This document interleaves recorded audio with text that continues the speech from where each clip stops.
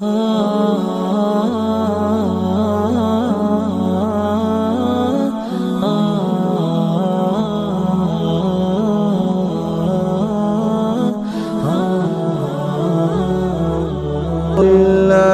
كفى وسلام على عباده الذين اصطفى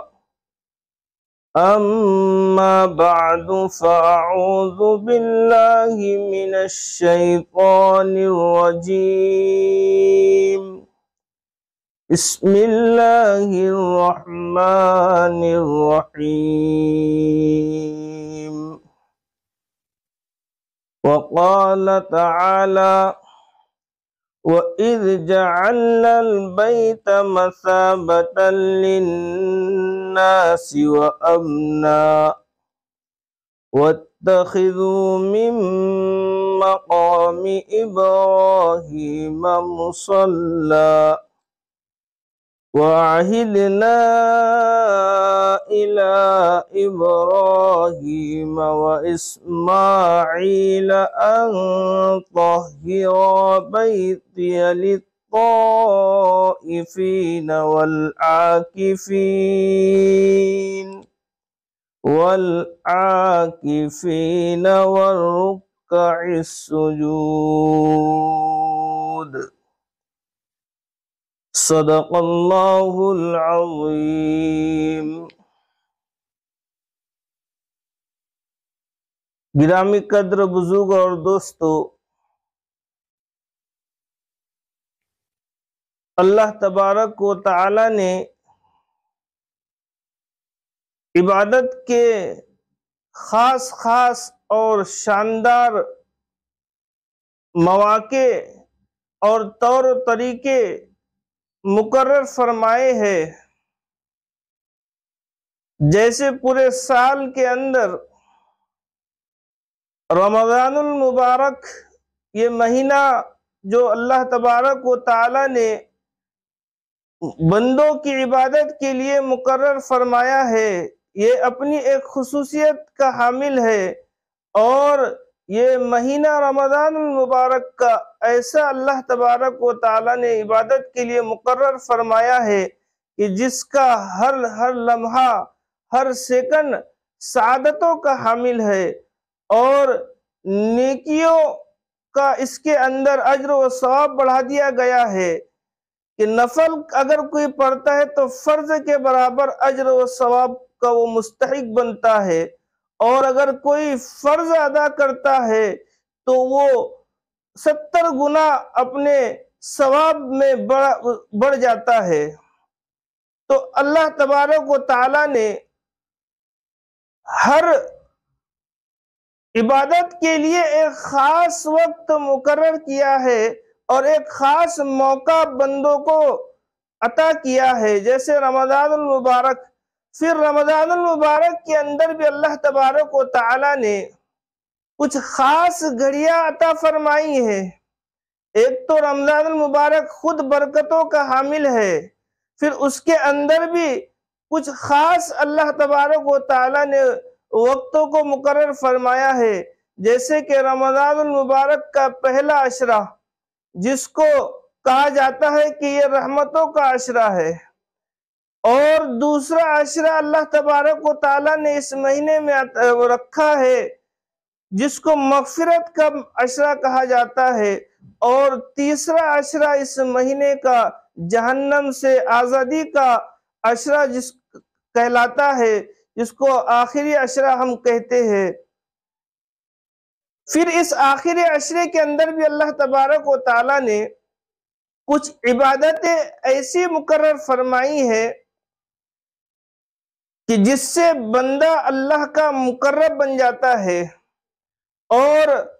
بندے کو اللہ کی معرفت حاصل ہو جاتی ہے اگر کوئی وہ طریقہ اپناتا ہے، اور اگر کوئی وہ طریقہ اپنی زندگی کے اندر لاتا ہے۔ اور وہ کون سا طریقہ ہے جس کو ہم جانتے ہیں اعتکاف کے نام سے، کہ اعتکاف جو ہوتا ہے، اعتکاف کے معنی آتے ہیں ٹھہرنے کے، کہ جو شخص مسجد کے اندر اللہ کی رضا کی خوشنودی کے خاطر اپنے آپ کو رات و دن وہاں مقید کر دے، اس کو اعتکاف کہتے ہیں۔ یعنی مسجد کے اندر ٹھہر جانا یہ اعتکاف کہلاتا ہے، جو اللہ تبارک و تعالیٰ نے اس آخری عشرے کے اندر جو خاص عبادت بندے کو فراہم کی ہے وہ ایک اعتکاف ہے۔ اعتکاف کے معنی ہے کہ بندہ اللہ کو راضی کرنے پر اڑ جائے کہ اب مجھے اللہ کو راضی کرنا ہے، اس وقت تک مجھے یہاں سے ہٹنا نہیں ہے۔ ایک تو اعتکاف جس کے بارے میں اللہ تعالیٰ قرآن کریم میں بھی فرمایا کہ معتکف کے لیے اور طواف کرنے والوں کے لیے اللہ کے گھر کو پاک صاف رکھا جائے، اللہ کے گھر کو صاف ستھرا رکھا جائے۔ اور اللہ کے رسول صلی اللہ علیہ وسلم نے بھی اس اعتکاف کی سنت پر عمل کیا ہے۔ غرض اس میں یہ ہے کہ اللہ تبارک و تعالیٰ نے جو شب قدر کا ذکر فرمایا قرآن کریم کے اندر، اور اللہ کے رسول صلی اللہ علیہ وسلم اور بندوں اور اللہ کے درمیان اس کو مخفی رکھا گیا، اس کو متعین نہیں کیا کہ شب قدر کون سی تاریخ میں ہے۔ شب قدر کی تاریخ کے بارے میں طویل واقعات احادیث میں آتے ہیں کہ اس کی تعین ہو چکی تھی، لیکن آپسی جھگڑوں کی نحوست کی بنا پر اس کی تعین کو اٹھا لیا گیا، بھلا دیا گیا۔ پتہ چلا کہ اس آپسی جھگڑوں کی نحوست کتنی خطرناک ہے، اس لیے اللہ تعالی ہمیں آپسی جھگڑوں سے بھی ہماری حفاظت فرمائے، اور خصوصاً اس ماہ کے اندر۔ تو ایک عبادت تو اعتکاف کی ہے جو خصوصیت کی حامل ہے، اور پھر اس آخری عشرے کے اندر اللہ کے رسول صلی اللہ علیہ وسلم نے فرمایا کہ اس آخری عشرے کی تاک راتوں میں تم شب قدر کو تلاش کرو، اس لیے کہ اللہ کے رسول صلی اللہ علیہ وسلم نے فرمایا کہ ہو سکتا ہے اس آخری عشرے کی تاک راتوں میں تمہیں شب قدر مل جائے، اور اس کا بہترین طریقہ یہی ہے کہ آدمی اعتکاف کی نیت سے مسجد میں ٹھہر جائے اور اللہ سے لو لگانے میں مصروف ہو جائے۔ جب تک بندہ اللہ سے لو نہیں لگائے گا اور اللہ کا قرب اس کو حاصل نہیں ہوگا، اس لیے اللہ کا قرب حاصل کرنے کا یہ بہترین طریقہ ہے، اور شب قدر کو حاصل کرنے کا یہ بہترین طریقہ ہے کہ آدمی معتکف بن جائے اور مسجد میں اعتکاف کی نیت سے آخری عشرے کا اعتکاف کرے۔ اعتکاف کا مسئلہ یہ ہے کہ جب آدمی مسجد میں ٹھہرے تو ٹھہرنے سے پہلے وہ شرعی مسجد کی جو حد ہوتی ہے اس کو معلوم کر لے، اس کا علم کر لے، اس لیے کہ اگر اس کو شرعی حد مسجد کی معلوم نہیں ہے اور ایک لمحے کے لیے بھی وہ غیر ضروری کام کے لیے مسجد سے باہر اس کا گزرتا ہے تو اس کا اعتکاف ٹوٹ جاتا ہے۔ اس لیے جو حضرات اعتکاف کی نیت سے مسجد میں ٹھہرتے ہیں ان کے لیے یہ ضروری ہے کہ وہ شرعی مسجد کی حد کا علم بھی مسجد کے بانی سے یا متولی سے معلوم کر لے، تاکہ جو اعتکاف اس کا ہو رہا ہے وہ اچھی طرح ادا ہو جائے، اس میں کسی قسم کا نقص پیدا نہ ہو جائے یا پھر سرے سے اعتکاف اس کا ٹوٹ نہ جائے۔ جیسے مسجد کے بغل میں امام کے لیے جو کمرہ بنایا جاتا ہے تو وہ کمرہ بالکل مسجد سے متصل ہوتا ہے، اور ہمارا معتکف سمجھتا ہے کہ مسجد کا حصہ ہی ہے اور وہاں جا کر وہ اپنی ضروریات کو پوری کر لیتا ہے، یا وہاں جا کر کسی سے بات کر لیتا ہے، یا وہاں جا کر تھوڑی دیر کے لیے دوست و احباب میں ٹھہر جاتا ہے، تو اس سے اس کا اعتکاف ٹوٹ جاتا ہے اور اس کو پتہ بھی نہیں چلتا۔ اسی طرح معتکف کے لیے کن حالت میں باہر نکلنا ضروری ہے، تو وہ ضروریات جس کو شریعت نے ضرورت قرار دیا ہے ان ضروریات کو پیش نظر رکھ کر وہ باہر نکلتا ہے تو ٹھیک ہے، لیکن اگر اپنی نفسانی خواہش کی ضرورت بنا کر وہ باہر نکلتا ہے تو یہ اس کی ضرورت نہیں سمجھی جائے گی۔ جیسے شریعت نے اس کو قضاء حاجت کے لیے اجازت دی ہے، غسل جنابت کے لیے اجازت دی ہے۔ اگر مسجد میں جمعہ نہ ہوتا ہو تو جمعہ پڑھنے کے لیے دوسری مسجد میں وہ جا سکتا ہے، یا اگر کوئی کھانا وغیرہ کا انتظام اس کے لیے کرنے والا نہیں ہے تو وہ کھانا لانے کے لیے بھی جا سکتا ہے۔ تو یہ تمام چیزیں ضروریات کی جس کو شریعت نے ضرورت قرار دیا ہے، اگر ان کے علاوہ اپنی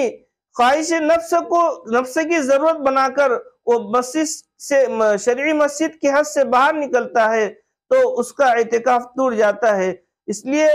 اس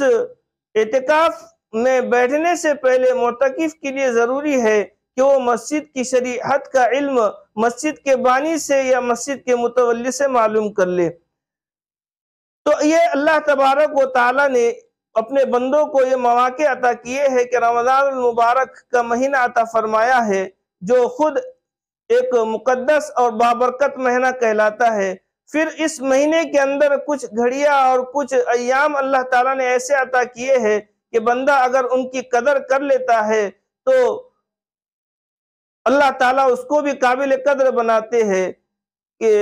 اسی لیے کسی نے سوال کیا کہ ہر رات شب قدر کیوں نہیں ہے، تو اس کے جواب میں کہا گیا کہ اگر ہما شب قدر بودے شب قدر بے قدر بودے، کہ اگر تمام راتیں شب قدر ہوتی تو اس کی قدر نہ ہوتی۔ اس لیے شب قدر بھی اسی آخری عشرے کی طاق راتوں میں تلاش کرنے کا حکم دیا گیا ہے۔ اللہ تبارک و تعالی ہمیں رمضان المبارک کی صحیح قدردانی کرنے کی توفیق عطا فرمائے، اور رمضان المبارک میں جو اللہ تبارک و تعالی نے جو مقدس اور جو متعین گھڑیاں ہم کو اللہ کے رسول صلی اللہ علیہ وسلم کے زبانی بتایا گیا ہے، ان تمام مقدس لمحوں کی بھی ہمیں صحیح قدردانی کرنے کی توفیق عطا فرمائے۔ وآخر دعوانا الحمدللہ رب العالمین۔